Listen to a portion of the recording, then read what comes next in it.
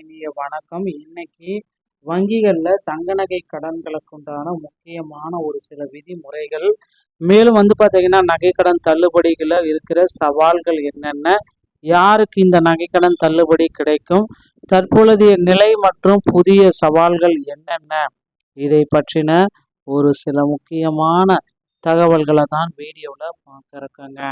So நீங்கள் நம்முடைய சேனலை முதல் முறையாக பார்க்குறீங்க அப்படின்னா சப்ஸ்கிரைப் அண்ட் பெல்லை கிளிக் பண்ணி வச்சுக்கோங்க. ரிசர்வ் வங்கி அண்மையில் வெளியிடப்பட்டுள்ள முக்கிய அறிவிப்பின்படி தங்க நகை கடன் பெறுபவர்கள் பயன்பெறும் வகையில் புதிய இஎம்ஐ மாத தவணை முறை அறிமுகப்படுத்தப்பட உள்ளது. மக்கள் தங்கள் தங்க நகைகளை மீட்க முடியாமல் அவை ஏலத்திற்கு செல்வதை தடுக்கவும் கடனை எளிதாக திருப்பி செலுத்தவும் இந்த நடவடிக்கை எடுக்கப்பட்டுள்ளது. இனி வங்கிகள் கடன் வழங்கும் செலுத்தும் முன்பே வாடிக்கையாளர்களின் திருப்பு செலுத்தும் தகுதியை ஆய்வு செய்ய வேண்டும் என அறிவுறுத்தப்பட்டுள்ளது. கடன் தொகையை வட்டியுடன் சேர்த்து சிறிய தவணைகளாக பிரித்து கட்டுவதன் மூலம் பொதுமக்கள் தங்கள் வாழ்வாதார நகைகளை இழக்காமல் பாதுகாத்து கொள்ள முடியும். நகைக்கடன் சந்தையில் ஏற்பட்டுள்ள பெரும் வளர்ச்சியை முறைப்படுத்தவும் நிதி நிறுவனங்களின் வெளிப்படைத்தன்மையை உறுதிப்படுத்தவும் இந்த அதிரடி மாற்றங்கள் கொண்டு வரப்பட்டுள்ளன. இது வங்கிகள் மற்றும் தனியார் நிதி நிறுவனங்களில் நகைக்கடன் வைத்துள்ள கோடிக்கணக்கான மக்களுக்கு ஒரு மகிழ்ச்சியான செய்தியாக இருக்கும் அப்படின்றத எதிர்பார்க்கலாம். ஸோ தங்கத்தின் மதிப்பு தொடர்ந்து உயர்வு. செப்டம்பர் 30ஆம் தேதி 2025 வரை நகைக்கடன் பெறுவோர் எண்ணிக்கை 51% அதிகரிப்பு. பொருளாதார நெருக்கடியால் மக்கள் அதிக கடன் வாங்கும் சுச்சுவேஷனுக்கு தற்சமயம் தள்ளப்பட்டிருக்கிறார்கள். இதுதான் இப்போ இருக்கிற சுச்சுவேஷன். ஸோ பழைய முறைகள் உள்ள சிக்கல்கள் அப்படின்னு பார்த்தீங்க அப்படின்னா நகைக்கடன் பெறப்படுகிறது. வட்டி மாதந்தோறும் சேர்ந்து கொண்டே இருக்கும்.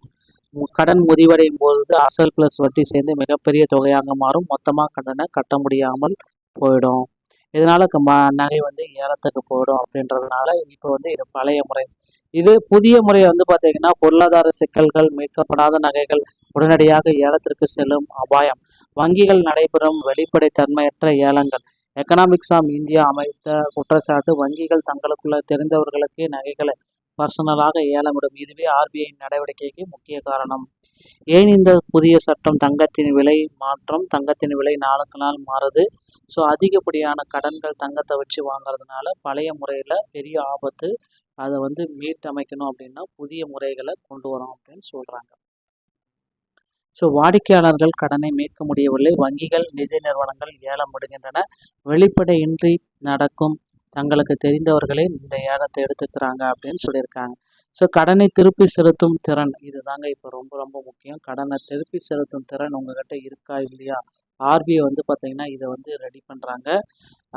இஎம்ஐ வசதி அனைத்து வங்கிகள் மற்றும் தனியார் நிதி நிறுவனங்களுக்கு கட்டாயம். Indian bank, Canara bank, Muthoot, NBFC. So வங்கி கடனை திருப்பி செலுத்தும் திறன் பகுப்பாய்வு. இனி தங்கத்தின் மதிப்பை மட்டுமே வைத்து கடன் தரக்கூடாது. பர்சனல் லோன், வாடிக்கையாளர்களின் வருமானம் மற்றும் திருப்பி செலுத்தும் திறன், இது எல்லாமே அவங்க செக் பண்ணணும் அப்படின்னு சொல்கிறாங்க. நகை கடனுக்கு இனி இஎம்ஐ வசதி அப்படின்றதையும் குறிப்பிட்டு சொல்லிட்டாங்க.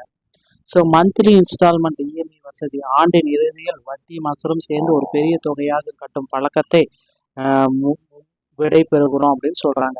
மாதம் அசல் மற்றும் வட்டியை சேர்த்து சிறு தொகையாக செலுத்தும் ஈக்குவிட்டி மந்த்லி இன்ஸ்டால்மெண்ட் என்ற முறையை நடைமுறைப்படுத்துவது. கடன் பெறும் பொழுதே 3 மாதங்கள், 6 மாதங்கள், 1 வருடத்தில் செலுத்துகிறேன் என மொத்த காலக்கெடுவை வாடிக்கையாளர் தேர்வு செய்யலாம். மொத்தமாக பணம் கட்ட வேண்டிய சுமை இனி கிடையாது. ஸோ இஎம்ஐ மூலமாக கட்டிக்கலாம் அப்படின்றத குறிப்பிட்டு சொல்கிறாங்க. ஸோ இஎம்ஐ எப்படி செயல்படும் அப்படின்னு பார்த்தீங்கன்னா ஒருத்தர் பார்த்தீங்கன்னா வட்டியும் அசலும் பார்த்தீங்க ஆனால் அசல் 10,000, வட்டி 2,000, இது எல்லாமே சேர்த்து 12,000, மொத்தம் 12 மாதத்துக்கு இஎம்ஐ 1000 பிரித்து கட்ட வேண்டியதாக இருக்கும். ஸோ பழைய முறை மற்றும் புதிய முறையில் இருக்கிற வித்தியாசங்கள். கடன் வழங்கும் அடிப்படை தங்கத்தின் மதிப்பு. புதிய முறையில் திருப்பி செலுத்தும் மதிப்பு. உங்களுக்கு திறன் இருக்கா? தங்கத்தின் மதிப்பை இதை சேர்த்து பார்க்குறாங்க.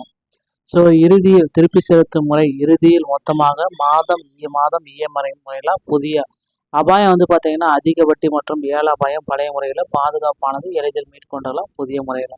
வெளிப்படைத்தன்மை பழைய முறையில் குறைவு, அதிக தெளிவான காலக்கெடு புதிய முறையில் இருக்குது அப்படின்றது சொல்லிட்டு இருக்காங்க. இது எப்படி செயல்படும் அப்படின்றது தான் இப்போ உங்களுக்கு சில முக்கியமான அப்டேட்டு. இனி உங்கள் தங்கம் பார்த்தீங்கன்னா பாதுகாப்பாகத்தான் இருக்கும். ஓகேங்களா? ஸோ இனி பாதுகாப்பாக இருக்கும். பெரிய கடன் சுமையிலிருந்து விடுதலை. குறிப்பிட்ட காலத்தில் உங்கள் தங்க நகை பத்திரமாக உங்கள் கைக்கு வந்துடும். தவறான ஏலங்கள் அனைத்துமே தடுக்கப்படும் அப்படின்றத குறிப்பிட்டு சொல்லியிருக்காங்க.